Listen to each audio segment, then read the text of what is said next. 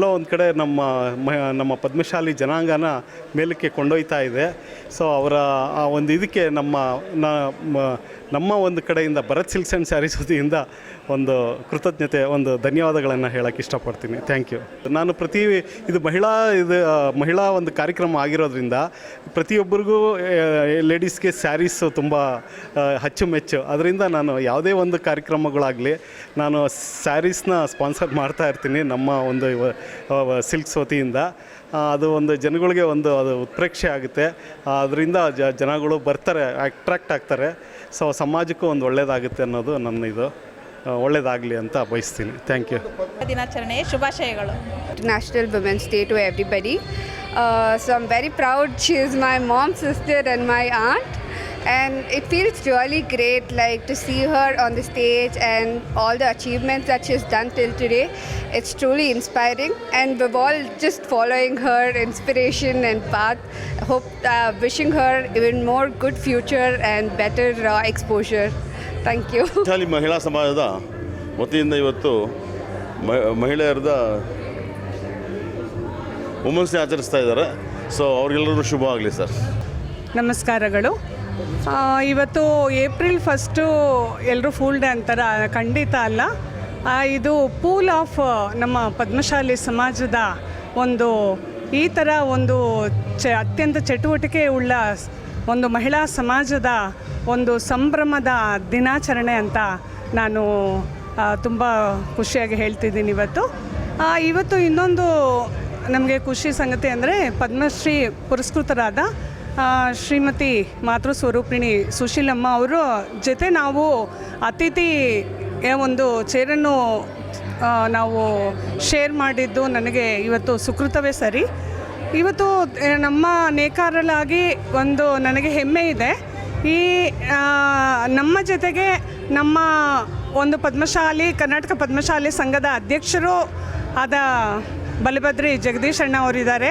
ಹಾಗೂ ನನಗೆ ಎಲ್ಲ ಕ್ಷೇತ್ರದಲ್ಲಿ ಮಾರ್ಗದರ್ಶಕರಾದಂಥ ನನ್ನ ಪತಿಯವರಾದಂಥ ಡಾಕ್ಟರ್ KT ರಾಜೂರವರು ಕರ್ನಾಟಕ ಸರ್ಕಾರ ಭೂ ನ್ಯಾಯಮಂಡಳಿಯ ಸದಸ್ಯರಾಗಿದ್ದಂಥವರು ನನಗೆ ಎಲ್ಲದರಲ್ಲೂ ಸಪೋರ್ಟ್ ಮಾಡಿಕೊಂಡು ಬಂದಿದ್ದಾರೆ. ಆಮೇಲೆ ಅಖಿಲ ಪದ್ಮಶಾಲಿ ಸಂಘದ ಡೈರೆಕ್ಟರ್ ಆದಂಥ ಮಾನ್ಯ ಶ್ರೀ ವೆಂಕಟೇಶ್ ಅವರು ಇಲ್ಲೇ ಇದ್ದಾರೆ, ನಮಗೆಲ್ಲ ಪ್ರೋತ್ಸಾಹ ನೀಡ್ತಾ ಇದ್ದಾರೆ.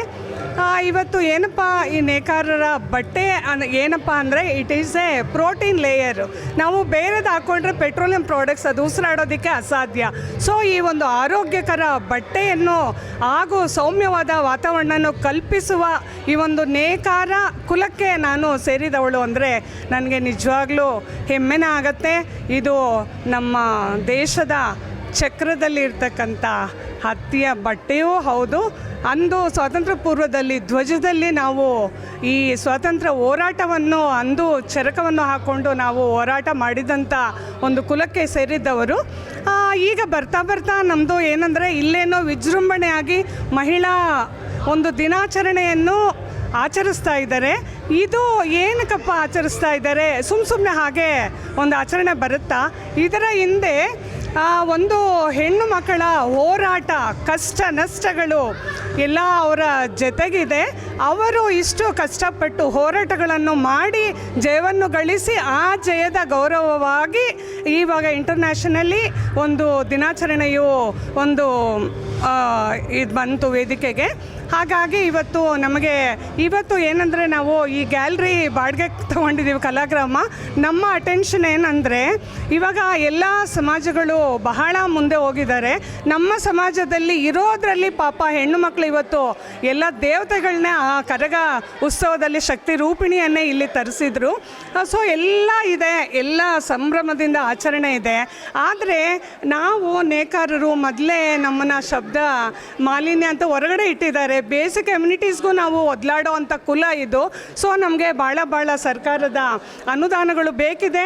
ಸೊ ಇವಾಗ ಖಾಲಿ 2 ಕೋಟಿ ನಮ್ಮ ಸನ್ಮಾನ್ಯ ಶಿವರಾಜ್ ತಂಗಡಿಗೆ ಅವರು ನಮಗೆ 2 ಕೋಟಿ ಕೊಡ್ತೀನಿ ಅಂತ ನಮಗೆ ಭರವಸೆ ನೀಡಿದ್ದಾರೆ. ನಮ್ಮ ಕರ್ನಾಟಕ ಪದ್ಮಶಾಲಿ ಅಧ್ಯಕ್ಷರಾದಂತಹ ಬಲಭದ್ರಿ ಜಗದೀಶ್ ಅವರು ಹಾಗೂ ನಮ್ಮ ಪತಿಯವರು ಮತ್ತು ಎಲ್ಲ ಪದಾಧಿಕಾರಿಗಳು, ಮಹಿಳಾ ಪದಾಧಿಕಾರಿಗಳ ನೇತೃತ್ವದಲ್ಲಿ ನಾವು ಬೇಡಿಕೆ ಇಟ್ಟಾಗ ಅವರು ನಮಗೆ ಇವಾಗ ಬರೀ 2 ಕೋಟಿ ಕೊಡ್ತೀನಿ ಅಂತ ಭರವಸೆ ನೀಡಿದ್ದಾರೆ.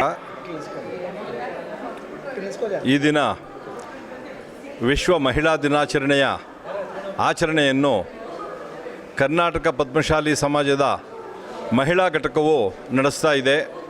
35 ವರ್ಷಗಳ ಸುದೀರ್ಘ ಸಮಯದಲ್ಲಿ ಬಹಳ ಅರ್ಥಪೂರ್ಣವಾಗಿ ಅವರು ನಡೆಸ್ಕೊಂಡ್ಬಂದಿದ್ದಾರೆ. ಇವರ 8ನೇ ತಾರೀಕು ನಡೆಸಬೇಕಾಗಿದ್ದ ಕಾರ್ಯಕ್ರಮ ಅವರ ಒಂದು ಅರೇಂಜ್ಮೆಂಟ್ಸು ಅಡ್ಜಸ್ಟ್ಮೆಂಟ್ಸ್ ಎಲ್ಲ ಮಾಡಿಕೊಂಡು ಇವತ್ತು ಕಲಾಮಂದಿರದಲ್ಲಿ ಬಹಳ ವಿಜೃಂಭಣೆಯಿಂದ ಮಾಡ್ತಿದ್ದಾರೆ, ನಡೀತಾ ಇದೆ. ಇವರಿಗೆ ಕರ್ನಾಟಕ ಪದ್ಮಶಾಲಿ ಸಂಘದಿಂದ ಶುಭಾಶಯಗಳನ್ನ ಕೋರ್ತಾ ನನ್ನ ಜೊತೆ ನಮ್ಮ ಕೋಟಾ ವೆಂಕಟೇಶ್ ಅವರಿದ್ದಾರೆ, ಡಾಕ್ಟರ್ ರಾಜು ಅವರಿದ್ದಾರೆ, ಡಾಕ್ಟರ್ ಜಾನಕಿ ಅವರಿದ್ದಾರೆ.